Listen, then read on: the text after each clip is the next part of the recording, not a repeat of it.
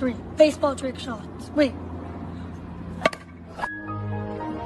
Hello everyone, Pantoufleee here today for a new video in which we are going to discuss about the new American event tank that is coming in the 7.0 update.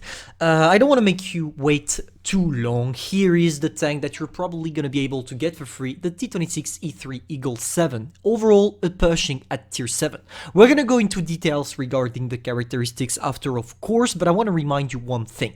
These things I'm saying right now are subject to change. It's a rumor around testers that came to me saying, hey Pantoufleee, you should do a video because probably that we're going to see the T26E3 Eagle 7 in the upcoming update for the event, and that's why I decided to do this video. So we're gonna do it in two steps. First, I'm gonna present real quick the tank, and after we are gonna go for the armor profile so you know if it's worth it or not to get it. And before going, I want to remind you two things. Wargaming said that you're gonna be able to get the tank completely for free simply by playing, so I'm expecting the tank to be able for everybody for free if you play enough. And they also said that with it comes some new stuff with the event. As always, we will probably have some premium account, we will have credits, maybe gold. I'm not expecting gold, but at least for experience and all these stuffs. So let's not lose too much time and jump directly into the main subject, the T26E3 Eagle 7.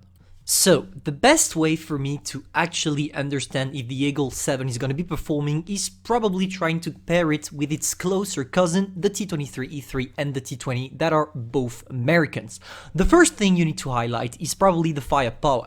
Unlike the T23E3, which has a huge DPM but a low alpha gun, here you still have, let's say, not the worst DPM actually, because the Eagle 7 still has a better gun than the T20, but you have double damage. You will do 220. Here it's 240 because I'm using World of Tank PC characteristics to highlight the differences, but when you have a gun that is doing 240 alpha damage on World of Tank PC, in Blitz it changes to 220 because we have lower rolls in World of Tank Blitz. I don't know why, it always had been this way and it will stay this way, probably because of the difference of HPs, but we're not here to talk about that. Now that we talked about the firepower, there is something you need to understand. The gun handling on this tank is horrible.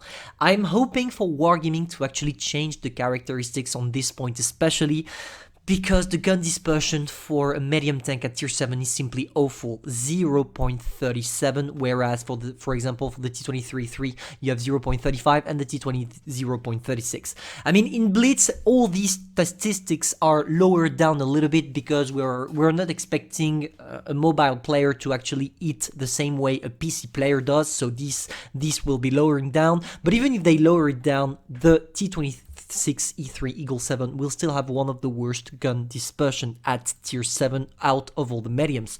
That's something to take into consideration because it means that if you're not fully focused, you are gonna struggle even touching. I'm not even talking about penetrating, I'm talking about touching the target you're aiming at. Overall now, the mobility, out of all these tanks, it has the worst, but you're gonna understand why it has the worst after when we're gonna check the armor profile. Because when the T23E3 can go easily around 55 kilometers per hour and therefore take aggressive positions, even knowing that the T23E3 got buffed last update, I want to remind you this.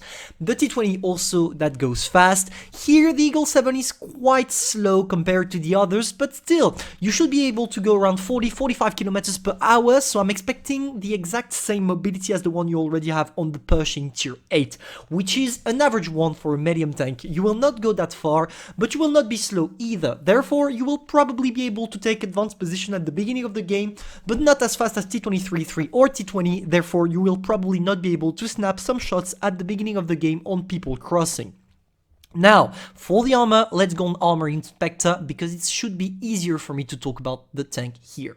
So, here it becomes interesting, and that's probably why you don't want to sell the T26E3 Eagle 7, or at least try to play it before selling it straight away, because this tank, same as the Pershing, has some good armor sometimes. Not all the time, but sometimes it happens. The first thing I want to highlight is probably the gun mantlet. You have 204mm of armor.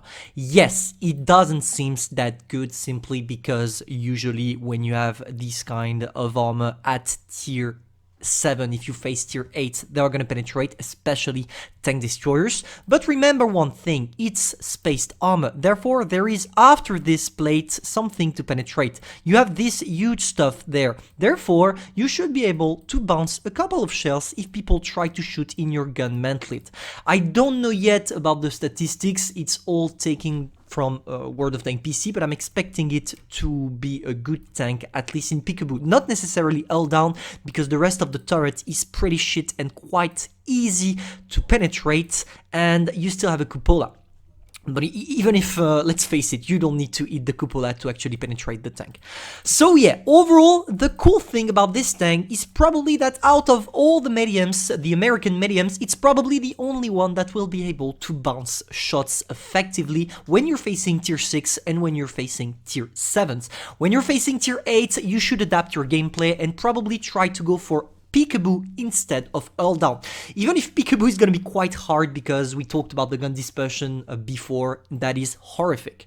Now, if we take a look at the front of the tank, you have this little thing, I don't really know what it is, but at least it's armored, so I'm not going to complain. 167 millimeters of armor, for the rest 144, so I'm expecting this tank to be able to bounce a couple of shots from especially tier 6, not tier 7 or tier 8, but tier 6, yes. And if you manage to just angle it a little bit, you can increase that armor a little bit. I want to remind you one thing as well, you have a great gun depression, 10 degrees, so if you manage to take a position where you can use all your full abilities, sorry, using your gun dispersion, you can increase the armor to nearly 200. Therefore, here you are going to be impenetrable for tier 6 and tier 7s as long as they don't use any gold shells. As always, we find the same weak spot on pretty much all the tanks, which is the lower plate. That shouldn't be hard to penetrate. And also this little weak spot there, where there is the, not the gun, but I forgot the name of whatever is here, but you get the idea of the weak spot.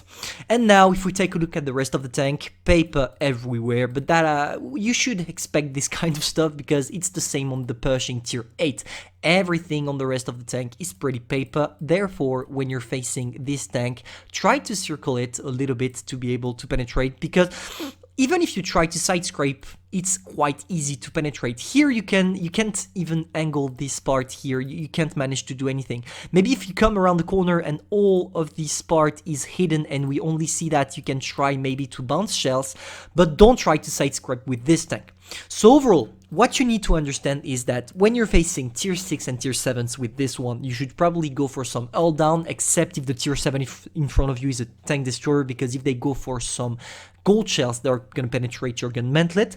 But for the rest, when you're facing tier 8s, go for peekaboo and pray for your shots to go in, because oh boy, is your RNG going to be horrific with 0.39 of gun dispersion. That's what I have to say about the tank. Maybe we can highlight the characteristics real quick with a quick edit, so you understand what are the characteristics summed up. So tier 7, T2063 Eagle 7. 10 degrees of gun depression, good gun mantlet armor, good alpha, bad gun dispersion, average mobility, playstyle against tier 6 and tier 7s, probably all down. Playstyle against tier 8, probably some peekaboo. Hope you enjoyed this little review. As always, I want to remind you one thing, it's not official, maybe Wargaming will change their plans, that's only what testers told me, with some proofs I literally can't show here because it would get me a channel strike. But thank you all for watching, hope you enjoyed. Tell me in the comments what you think about this tank. But as always, it's Wargaming, guys, and if they give you something completely for free, it's not gonna be a broken tank. So I think it's a pretty good deal here for the T26E3 Eagle 7, because the tank seems to be quite average, but not average enough to be the kind of tank that really sucks. I just hope that with some equipments we can manage to get a better gun dispersion, because if that's the case, this tank could be actually pretty enjoyable, because it's simply a Pershing at tier 7. But the playstyle of the Pershing, as you all know, is something that is made for pro players, so I'm expecting pro players to do well with the T2063 Eagle 7, and all the rest of the player really struggle with it, so I'm expecting a mass sale of T2063 Eagle 7 at the end of the event. Thank you all for watching. Hope you enjoyed. If that's the case, you know what to do, and see you tomorrow for a new video.